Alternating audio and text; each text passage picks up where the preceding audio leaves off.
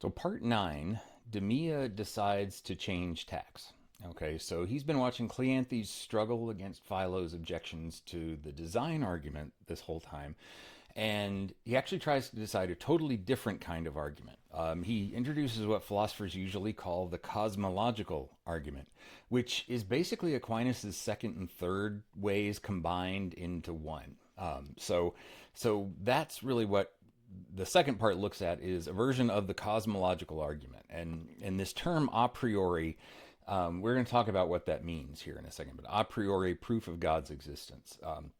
The argument generally goes, excuse me, something like this. Everything that exists has to have a cause or a reason for existing. Nothing can like produce itself. Nothing can bring itself into existence, because to do so would mean that it could exist before it existed, but that's a contradiction, right? So this should sound a little familiar. So you trace the chain of causes backward.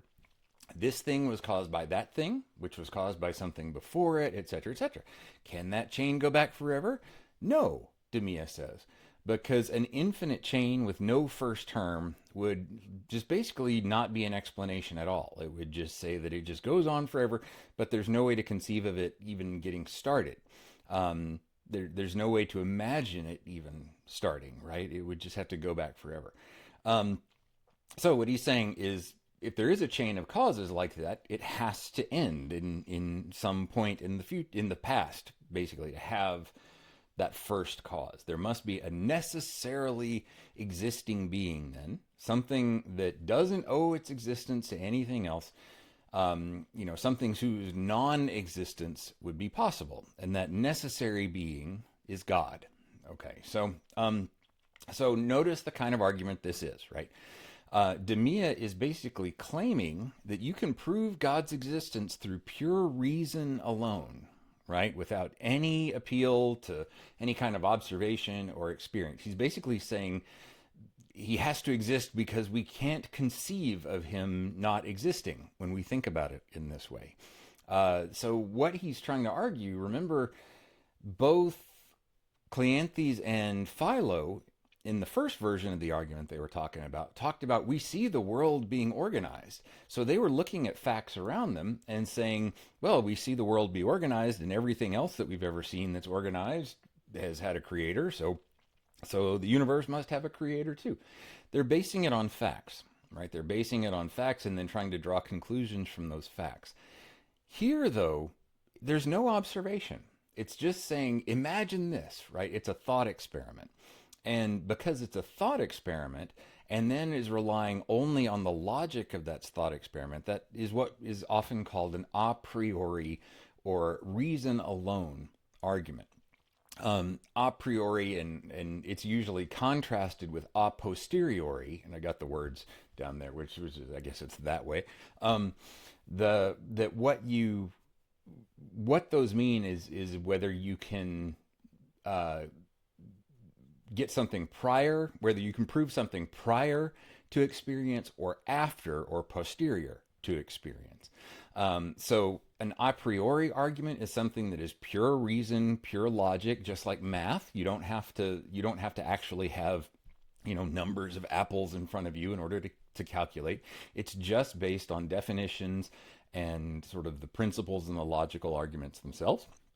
But then you have science, which works through a posteriori knowledge, or by gathering data and then drawing conclusions based on that data.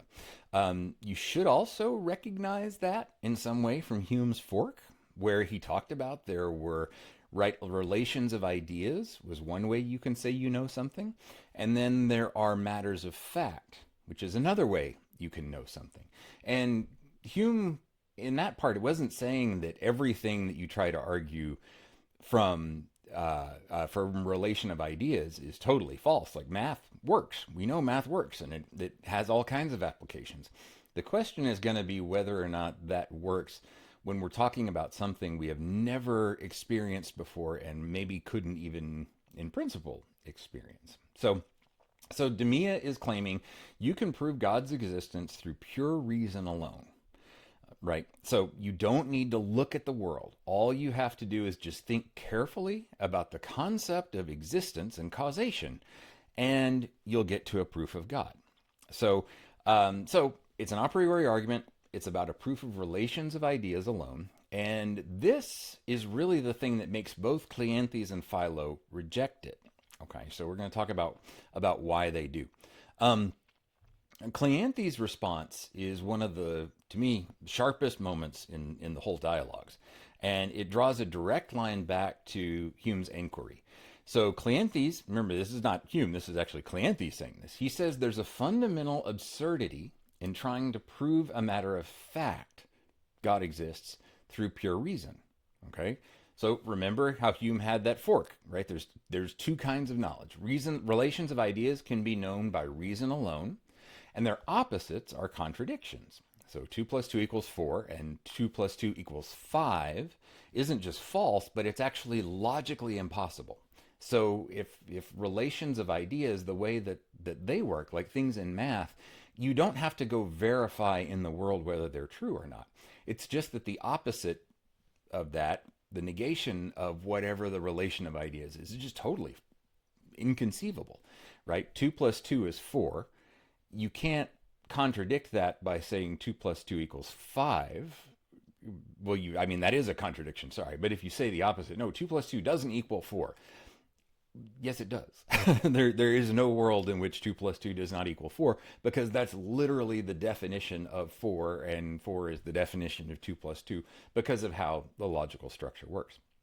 Um, that's what that is. And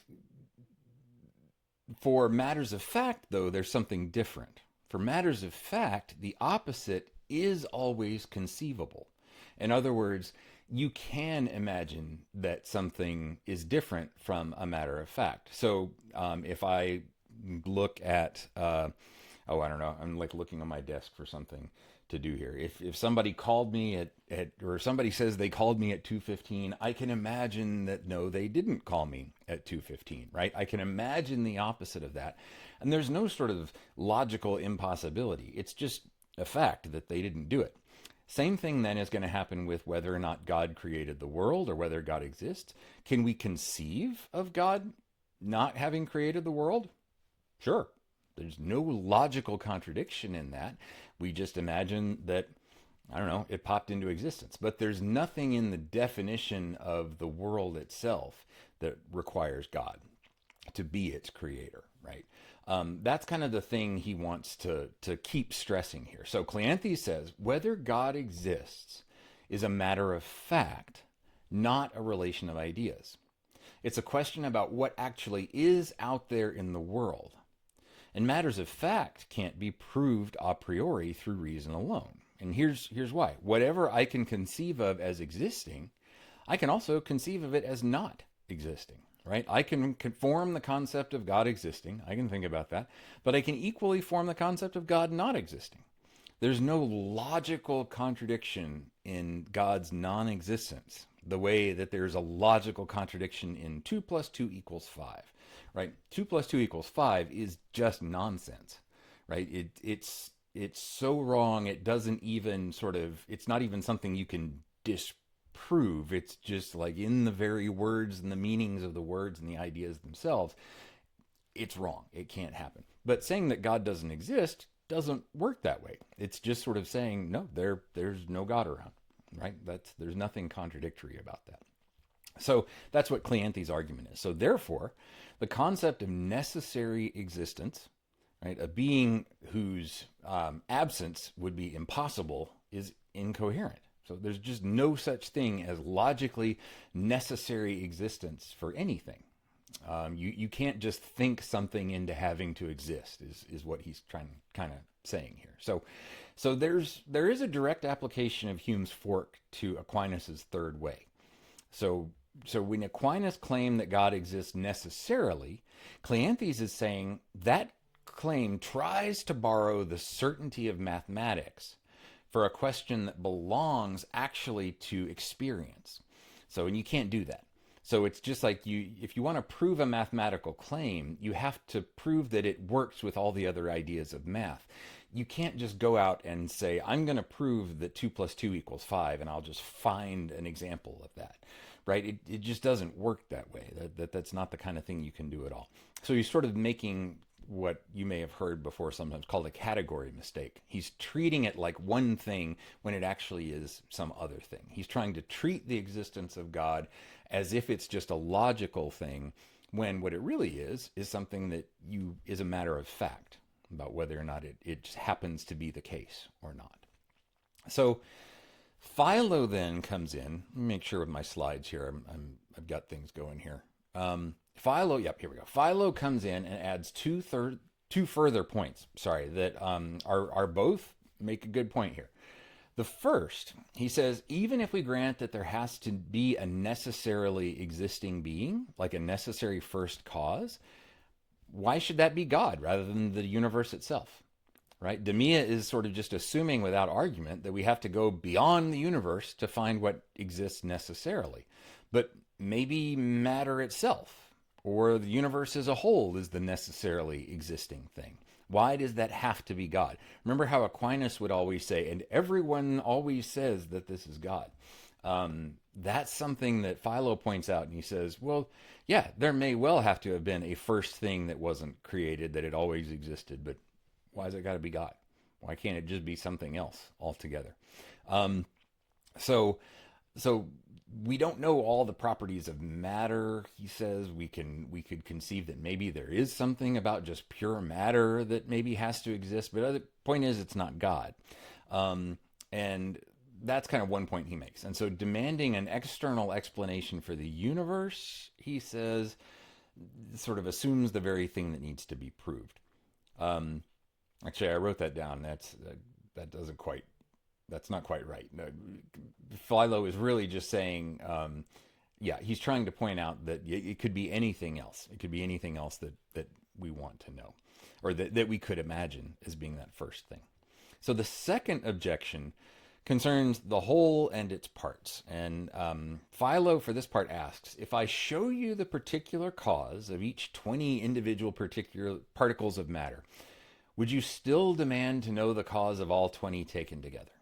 In other words, if I show you 20 things and I show you how each one comes into existence, would you still demand to know where they all came from? Not just each individual one, but all of them. And he says that would be an unreasonable additional demand. In other words, once you've sort of explained each part, you've explained the whole thing. The whole is just the sum of its parts. The demand for a cause of the universe over and above the causes of every individual thing in it may be the result of a conceptual confusion rather than a genuine gap in our explanation. That's one of the arguments he makes. I'll admit, I find that one maybe a little less compelling, at least the way that he talks about it, because I do think you can ask for, it's sort of like saying, if I explain where every single piece of matter comes from, then I've explained where existence itself comes from. And I'm like, I'm not quite sure it works like that. You could still say, great, now we know where each thing comes from within this world, but where does the container that all those things are in come from?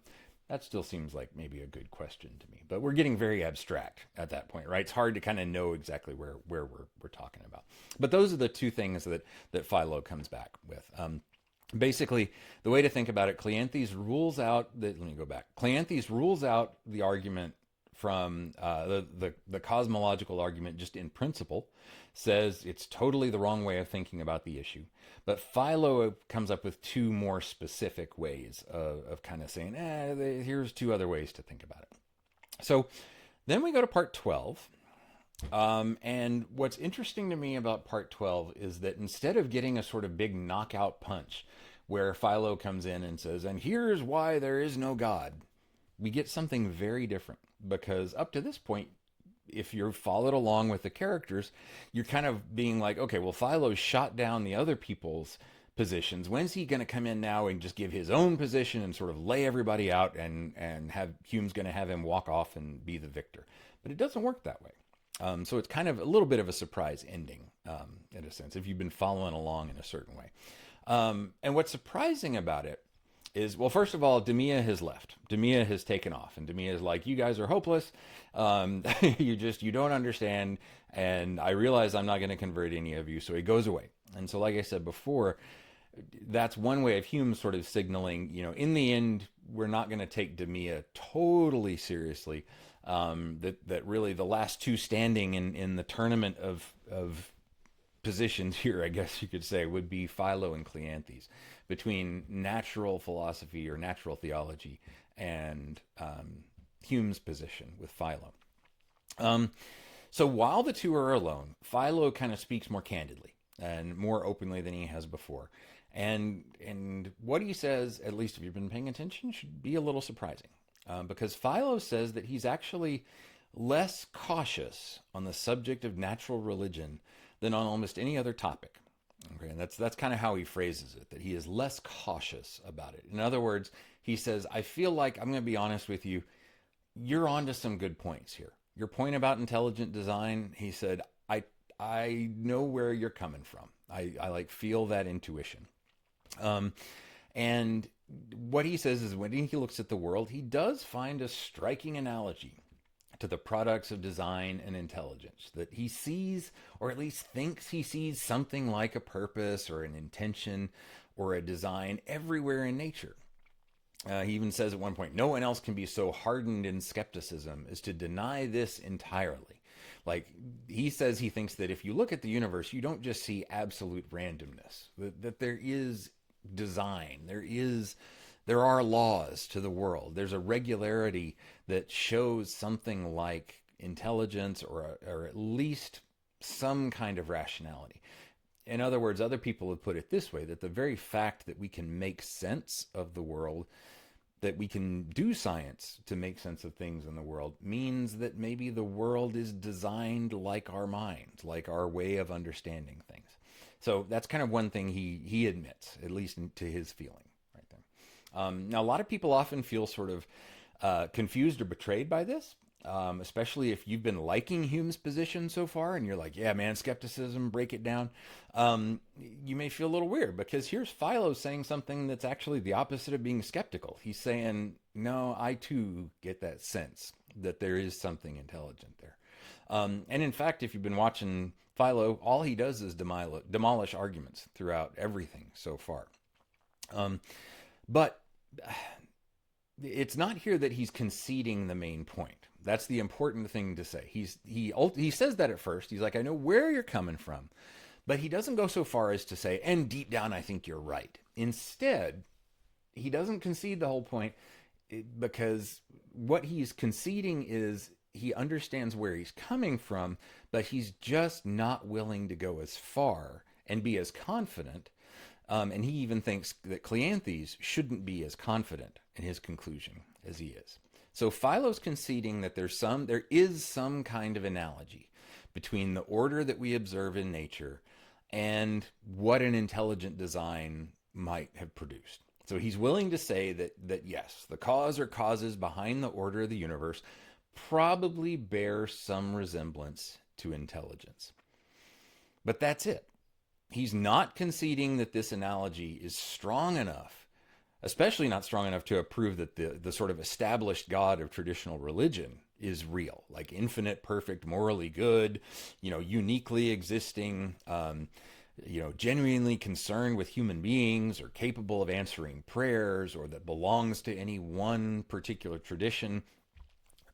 He's sort of holding very much to, I have a feeling that there is some kind of intelligence behind the universe, but it's probably nothing like anyone really imagines God to be like. And we really can't know much about it at all. And so anything else is just pure speculation beyond the mere idea that, yeah, there's probably something behind the universe that could at least give it some shape. But what that is, if it's anything like a mind, if it's anything like a person, we have no reason to believe anything like that. In other words, the gap between like a little bit of a resemblance to intelligence and the sort of full theological view of God that a lot of people have, Philo's like, no, there's no way you can get that far from that intuition. So then Philo makes one of his most to me, philosophically sort of interesting moves. And he says that the apparent disagreement between intelligent design theists and atheists may actually be at its core mostly a sort of problem of semantics or a verbal dispute. What he says is, and when he's saying this, he's not saying that all people who believe in God fit this. He means specifically the people who are sort of scientific, natural religion people like Cleanthes. He's saying we're probably a lot closer to a skeptic, and skeptics are a whole lot closer to the natural religion people than they like to admit. Push the theist, he says, and they'll say that God is so different from human intelligence, so far beyond human comprehension, that the comparison between the two things barely even holds. But if you push the atheist, they will likely admit that there is some principle of order in the universe, some regularity, some coherence that is genuinely remarkable. I mean, something that could actually give order to the universe. That's a unique thing. So the theist, or the natural religion person like Cleanthes, has to end up sort of allowing that God is almost incomparably, just horribly different than anything human, which means it's not really much like any sort of traditional religion would have imagined it. At the same time, the atheist ends up sort of admitting that there is something orderly and perhaps even purposive or intentional about nature, about the natural world. And in the end, have they actually said totally different things about the world? And Philo thinks that maybe they haven't. The dispute may be more about sort of the words that they use and the sort of emotional overtones and associations that people have with words like God or words like intelligence, than really any disagreement over the facts. And I actually find this pretty interesting, because what it says is, look, when we're honest about sort of what we can know and what's just sort of our feeling about what seems most likely, a lot of us may be closer to each other than we actually normally think. And it's just that when we're talking about ideas like God or religion, those come with a ton of baggage. Those come with a ton of associations. I mean, nowadays it comes with all kinds of political associations too, right? And so that's kind of what Philo is saying. Like, if we try and strip all that stuff away and just talk about just the idea of God itself, there may be more things we can agree on than disagree on if we have these opinions. So this conclusion, it's either a really profound philosophical insight, or if you wanted Philo to be a hardcore atheist, it might feel like he's evading something. You know, it's all depending on how you approach it. So it's Hume's way of kind of sitting with, or at least I read it as Hume's way of kind of sitting with the real difficulty of these questions without like totally landing firmly 100% in either camp, which is very much like Hume. Like Hume and Philo are both, they're skeptics. And Hume's skepticism cuts in every direction, even towards himself and what he can know and what he can't know. That's one way to think about it. So he's as skeptical of super confident atheism as he is of confident theism or belief in God. And the honest conclusion on his view is that we can recognize that there is some order in the world, and we can see that that order does bear some similarities to intelligence. But beyond just that, beyond just saying there's some similarity to intelligence, we really can't say anything at all. And we're just making stuff up past that point. So it's important to remember that Philo's partial confession there, it's not like he's capitulating. He's not sort of saying, and Cleanthes is really right. It's not that at all. It's a very precise statement about what the evidence can and can't say. So it's like yes to a remote analogy, but no to a full theology. And the space sort of between those two positions is where Hume likes to live, and where I think he thinks an honest philosopher would have to live. That's where he lands for the most part. So that's the dialogues, at least the parts that I've had you read. And I hope you find it to be at least a really interesting way to think about a lot of the arguments for and against the existence of God, particularly because that last move to me is one of the most interesting things here, because instead of just coming down hardcore and saying, this is the case or this isn't the case, he's like, look, there may be certain reasons that people are pushed in different directions, and let's try to be honest about those. And we may find out that we actually have more in common, and we can agree on more than we normally think we do. And I think that's an interesting way to put it. Maybe a more honest epistemological position, by sort of saying maybe we just don't know exactly with finality or super confidence what the metaphysical truth of the existence of God actually is. So with all of that in mind, I want to close and bring it back to, and I forgot to put this on here. Sorry, I should keep this on up just for a second so you can see it. The slides will be in the, my brain is not working, in Blackboard, so that you can download them and look at them later, if you would like to. Sorry, sometimes I talk too much and I forget to move the slide. So with that, let's talk then about the one and the many.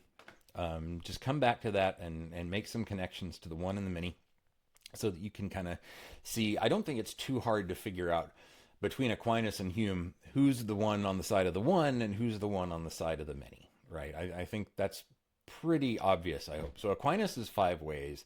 They're all really arguments to get from the many to the one, right? Where the world is full of many things. There's many causes, many contingent beings, many things tending toward different ends. But Aquinas ultimately argues that all of that variety requires behind it one unified and ultimate something, a first cause, right? A most important purpose, a true end in itself. In other words, he's kind of saying whenever you have a many, the many can't explain itself. It has to either begin or end in a one first mover, one first cause, one necessary being, one sort of maximum of perfection or something like that, or one intelligent designer, intelligent governor. So the structure of the world, Aquinas wants to always come back and say, points towards a sort of unifying ground, and that's going to be God all the time. That's one of the most extreme versions of the one that you can get. Hume's Philo, on the other side, is arguing that the inference, that very inference from the many to the one that Aquinas wants to make, doesn't hold. And what he says is that the many doesn't require a one in any necessary sense. The demand for a first cause assumes that a causal chain has to go back to at least some point, right? But Philo questions whether that assumption can actually be established or whether it is just an assumption. The demand for like a necessary being assumes that the concept of necessary existence is coherent for matters of fact, like it might be just for logic. And Cleanthes shows that it's not. But even granting some organizing principle behind the whole world's order, you can't get from that minimal concession all the way to the one God of traditional religion. And that's that last point that he wanted to say. Even if we do admit that there's some kind of one, how do we get to it being the traditional God of traditional religion? We kind of can't do that. So, and I think somewhere in there is really the deeper connection to the first reading that we had from Hume in the Inquiry.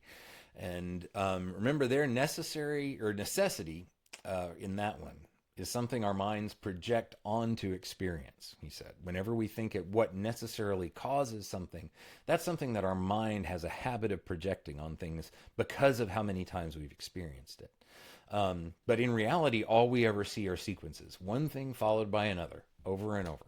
But the necessity, that sense that the effect has to follow a cause, that's something that we're trained and is more our feeling about the thing than an actual observation. It's not really in the world. It's in us. It's in our minds. And when Aquinas builds arguments that depend on the sort of objective necessity of all these causal chains and on that, and on the idea that there really has to be a first cause, Philo is going to be like, no, that necessity is not really there. That's just Aquinas insisting it has to be there, but it's not really there. So we're reading our mental habits back into nature and really kind of mistaking them for something in reality. So yeah, Aquinas is the one, Hume is the many. Next week, we're going to look at Plato. We're going to go way back to the first philosopher, Plato, Well, not the first flaw. The first philosopher to write stuff down, Plato, and we're going to read his Allegory of the Cave, which approaches the question of what's really real from a sort of completely different direction than we've been looking at. Okay, and Plato is going to be a one thinker.